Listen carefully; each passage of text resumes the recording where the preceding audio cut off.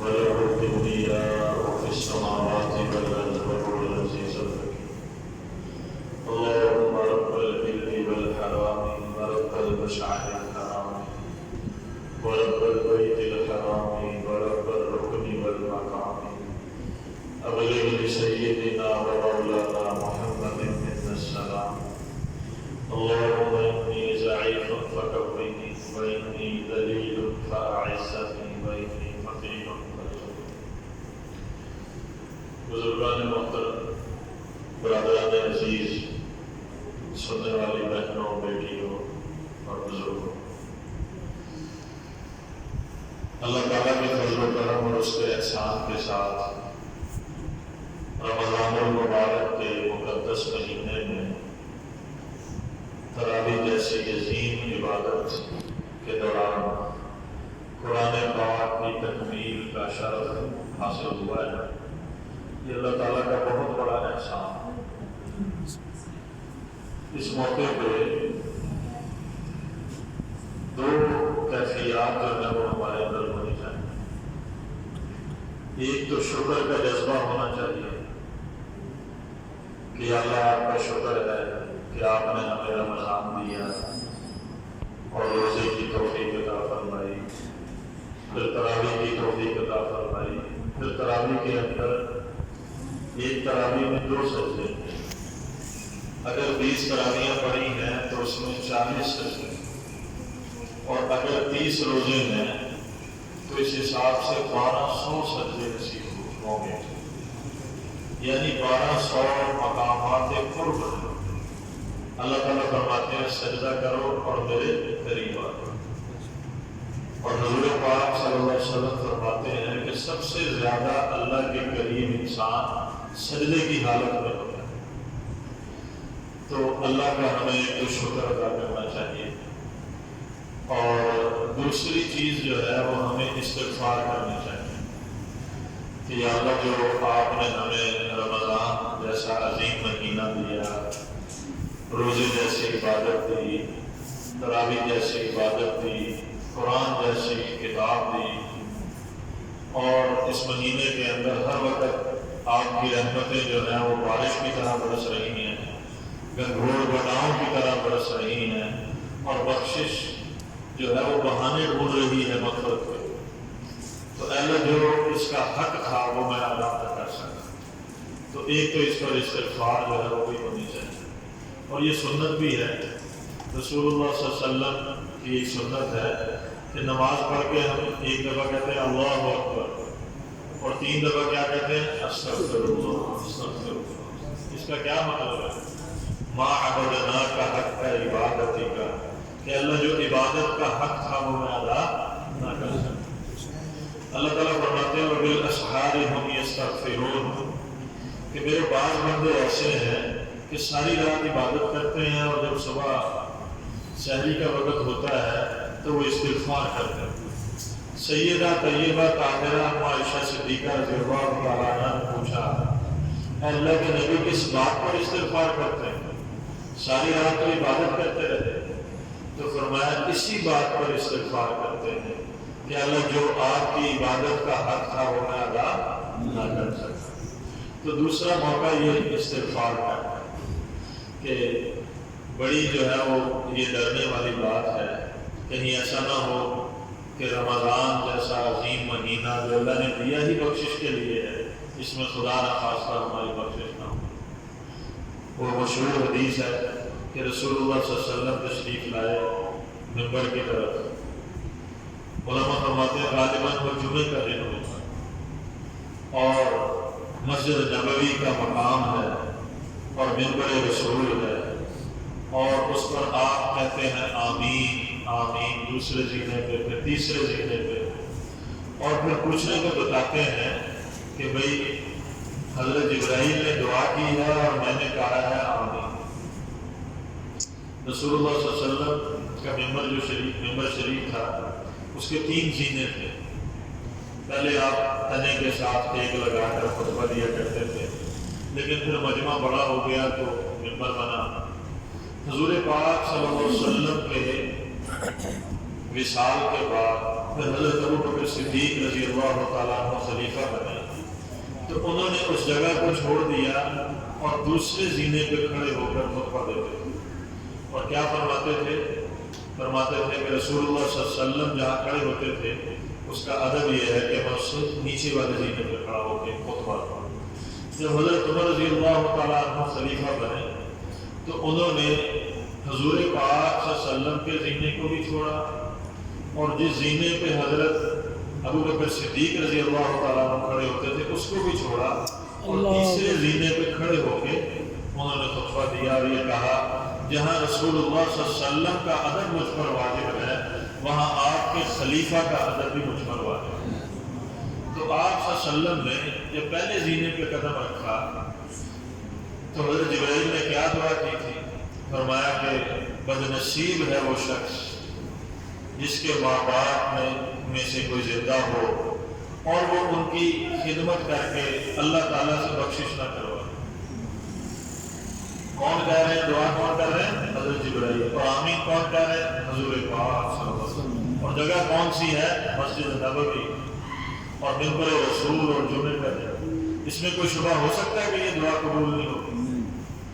تو میرے عزیزو ماشاءاللہ نوجوان بیٹھے ہیں، اس حدیث کی جو ہے وہ نسبت سے میں عرض کرتا ہوں، ہمیں جو اپنے ماں باپ کی قدر کرنی چاہیے۔ رسول اللہ صلی اللہ علیہ وسلم نے فرمایا جو اپنے ماں باپ کی صرف زیارت کرتا ہے اللہ تعالیٰ مقبول حج اور عمرے کا اس کو اجر عطا فرماتا۔ آج ہمارے معاشرے میں ماں باپ کو اپنے کندھوں کا بوجھ سمجھا جا رہا ہے۔ ماں باپ کسی حال میں بھی ہو وہ رحمت ہی رحمت ہے، ان کا پخانہ بھی اٹھانا پڑے تو بھی ناگواری نہیں ہونی چاہیے، یہ اف کا مطلب یہ ہے۔ دوسری آپ نے فرمایا کہ جب میں نے دوسرے زینے پہ قدم رکھا تو حضرت جبرائیل نے کیا دعا کی؟ بدنصیب ہے وہ شخص جس کے سامنے آپ کا نام نامی آئے اور وہ آپ پر درود رکھ دیتے۔ رسول اللہ صلی اللہ علیہ وسلم پر درود بھیجنا یہ کتنا بڑا عمل ہے کہ حضور پاک صلی اللہ علیہ وسلم نے ایک دفعہ لمبا سجدہ کیا۔ صحابی رسول نے کہا کہ گمان یہ ہونے لگا کہ اتنا لمبا سجدہ ہے کہیں آپ کا وصال ہی تو نہیں ہو گیا۔ پھر جب آپ سے پوچھا کہ اللہ کے نبی آپ نے اتنا لمبا سجدہ کیا، فرمایا میں اللہ کا شکر ادا کیوں نہ کروں کہ اللہ نے یہ فرمایا ہے جو ایک دفعہ مجھ پر درود بھیجے گا اللہ اس پر 10 مرتبہ درود بھیجے گا، 10 رحمتیں اس پر نازل ہوں گی، اور اللہ کی رحمت اگر ایک بھی نازل ہو جائے تو بندے کا انشاءاللہ کام بن جائے گا۔ تو میرے عزیزو ابن حجر فرماتے ہیں کہ جتنے انسان اپنی زندگی میں سانس لیتا ہے اگر اتنی دفعہ بھی درود پڑھ دے تو بھی اس نے حق ادا نہیں کیا، اس لیے کہ ماؤں سے زیادہ امت کے لیے کون روئے ہیں؟ حضور پاک۔ اور 5 گھنٹے سے زیادہ عرفات میں آپ نے امت کے لیے دعا کی، دیر تک فکر مند رہتے اور اندر سے اڑنے کی آواز آتی۔ کس کے لیے؟ آپ کو یہ فکر تجارت کی تھی یا اپنی اولاد کی تھی؟ کس کی فکر تھی؟ اس امت کی فکر تھی۔ آج امت اگر بخیلی کرے اور آپ کے نام پر درود نہ بھیجے تو میرے عزیزو رسول اللہ صلی اللہ علیہ وسلم نے فرمایا کہ مومن کے بخیل ہونے کے لیے اتنا کافی ہے کہ میرا نام آئے اور ان پر درود نہ بھیجے۔ تو یاد رکھیں زندگی میں ایک دفعہ درود شریف پڑھنا یہ فرض ہے جیسے نماز فرض ہے، اور اسی طرح مجلس میں جہاں بار بار رسول اللہ صلی اللہ علیہ وسلم کا نام نامی آئے ایک دفعہ درود شریف پڑھنا واجب ہے، اور جتنی دفعہ رسول اللہ صلی اللہ علیہ وسلم کا نام آئے محبت کا تقاضا یہ ہے کہ اتنی دفعہ ہی رسول اللہ صلی اللہ علیہ وسلم کا درود پڑھا جائے۔ اور لکھنے میں بھی بخل نہیں کرنا چاہیے، بعض لوگ صرف ثواب ڈال دیتے ہیں یا ثواب لام عین میم ڈال دیتے ہیں، تو یہ بخل کی چیز ہے۔ تو کوشش کریں روزانہ 300 دفعہ درود شریف پڑھیں گے انشاءاللہ۔ شیخ الہند فرماتے ہیں کہ 300 کا عدد جو ہے یہ کثرت کا عدد ہے، اور رسول اللہ صلی اللہ علیہ وسلم نے فرمایا جو کثرت سے درود شریف پڑھے گا اللہ پاک دنیا آخرت کے جملہ مسائل اس کے حل فرما دے گا، اور وباؤں کا علاج بھی درود شریف ہے۔ تیسرے زینے میں جب آپ نے قدم رکھا تو حضرت جبرائیل نے کیا دعا کی؟ بدنصیب ہے وہ شخص کہ جس کی زندگی میں رمضان آئے اور وہ اللہ سے بخشش نہ کروا سکے۔ میرے عزیزوں، یہ ایسا مہینہ ہے کہ جیسے یوسف علیہ السلام کے 11 بھائی تھے اور یوسف علیہ السلام کی وجہ سے ان گناہ گار 11 بھائیوں کی اللہ نے بخشش کر دی، ایسے ہی جو اس مہینے کی قدر کرے گا، جو 11 مہینے پیچھے گزر گئے، اللہ تعالیٰ ان گناہوں کی بھی معافی عطا فرمائے انشاءاللہ۔ تو یہ نیکیوں کا سیزن ہے کہ اس میں لیلۃ القدر کی رات ہے، شاید آج کی رات لیلۃ القدر کی رات ہے۔ 84 سال 4 ماہ سے زیادہ عبادت کا اجر ہے جس نے ایک رات کو پا لیا۔ اب پتہ نہیں اتنی ہماری عمر بھی ہے کہ نہیں، اگر 10 راتیں کوئی پا لیتا ہے تو وہ کتنی بڑی فضیلت پائے گا۔ تو بھئی آج کی رات کی بھی ہم قدر کریں، اور اس کے بعد پھر 2 راتیں اور بھی انشاءاللہ اللہ تعالیٰ ہمارے نصیب کرے آئیں گی، اور ان کی بھی ہم قدر کریں۔ سب اس کا ارادہ کرتے ہیں انشاءاللہ۔ بھئی دیکھیں، میں یہ کہا کرتا ہوں کہ نیکیوں کے سیزن میں یہ ایسے ہی ہے جیسے کوئی تاجر سیزن کے اندر جو ہے اپنے کاروبار میں کوئی ترقی نہ کرے تو اس نے سارا سال کیا ترقی کری ہے۔ تو یہ نیکیوں کا سیزن بن کر یہ مہینہ آتا ہے، اگر اس میں ہم نے اللہ کی رحمتوں کو نہیں لوٹنا تو پھر اور کس مہینے میں لوٹنا ہے۔ یہ ایسے ہی جیسے چیک بک اللہ نے ہمیں دے دی تھی، 30 چیک ہیں اس کے اندر، اور بہت سارے جو ہیں وہ تو استعمال ہو چکے ہیں، بعض بد نصیب ایسے ہیں جنہوں نے ضائع کر دیا، اور بعض خوش قسمت ایسے ہیں جنہوں نے اس میں بہت نیکیاں بھری ہیں۔ اب یہ چند چیک ہمارے پاس باقی ہیں، اب ہم اس کی قدر کر رہے ہیں، سب اس کی قدر کریں گے انشاءاللہ۔ دوسری بات جو ہے، ماشاءاللہ ہمارے مولانا حسین بن شبیر صاحب نے قرآن پاک کے موضوع پر بہت اچھی گفتگو فرمائی۔ میں عموماً ایسے موقعوں پہ قرآن پہ ہی گفتگو کرتا ہوں، لیکن انہوں نے ماشاءاللہ کوئی تشنیگی چھوڑی نہیں ہے۔ صرف میں ایک گزارش جو ہے وہ آپ سے کروں گا۔ دیکھیں، باہر دنیا میں لوگ مسلمان ہوتے ہیں نا، تو وہ پکے مسلمان کیوں ہوتے ہیں؟ اس کی وجہ یہ ہے کہ وہ مسلمان ہونے کے بعد جب ان کو پتہ چلتا ہے نا یہ وہ کتاب ہے جو اللہ نے بھیجی ہے، وہ اس کتاب کو کتاب ہدایت سمجھ کے پڑھتے ہیں۔ اور ہم پیدا ہی مسلمانوں کے گھروں میں ہوئے، ہم قرآن پاک سے دوسرے فائدے اٹھاتے ہیں، مثلا ثواب کی نیت سے پڑھتے ہیں، بلا شبہ بہت ثواب ہوتا ہے۔ الحمدللہ شفا کی نیت سے پڑھتے ہیں، بے شک اس میں شفا ہے۔